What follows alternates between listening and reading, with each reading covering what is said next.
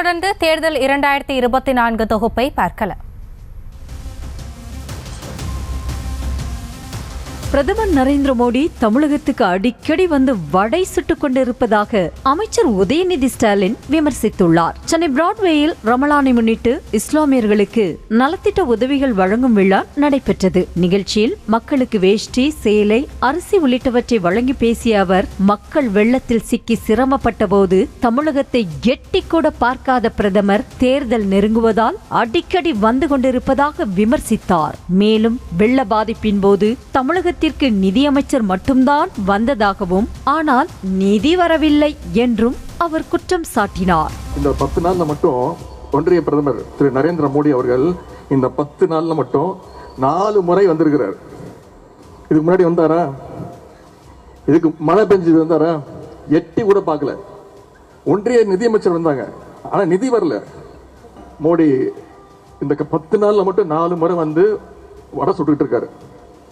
நம்ம கேட்டது, தலைவர் முதலமைச்சராக வந்து ஒரு ரிக்வெஸ்ட் பண்ணார், ஒரு வேண்டுகோள் ஒன்றிய நிதியமைச்சருக்கு, இந்த மாதிரி இவ்வளோ பெரிய பாதிப்பு, 37,000 கோடி ரூபாய் இழப்பீடு காசு கொடுங்க, நாங்கள் மக்களுக்கு தரணும் அப்படின்னு.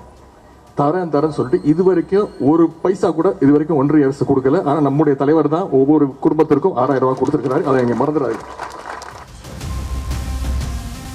அனைத்து மதங்களையும் சமமாக பார்க்கக்கூடிய கட்சி பாஜக என அண்ணாமலை தெரிவித்துள்ளார். சென்னை எழும்பூரில் தமிழ் மாநில காங்கிரஸ் கட்சி சார்பில் நடைபெற்ற இஃப்தார் நிகழ்ச்சியில் பேசிய அவர், பாஜக ஒரு குறிப்பிட்ட மதத்திற்கு ஆதரவாக செயல்படும் கட்சி என எதிர்க்கட்சிகள் பொய் பரப்புரை செய்து வருவதாகவும், அந்த பிம்பத்தை வரும் மக்களவை தேர்தலில் உடைத்தெறிய போகிறோம் என்றார்.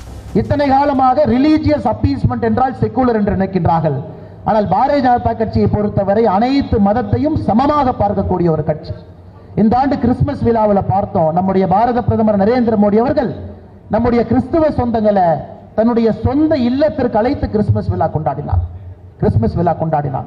இந்த காட்சி இந்தியா முழுவதுமே தொலைக்காட்சியில் நாம் பார்க்கின்றோம்.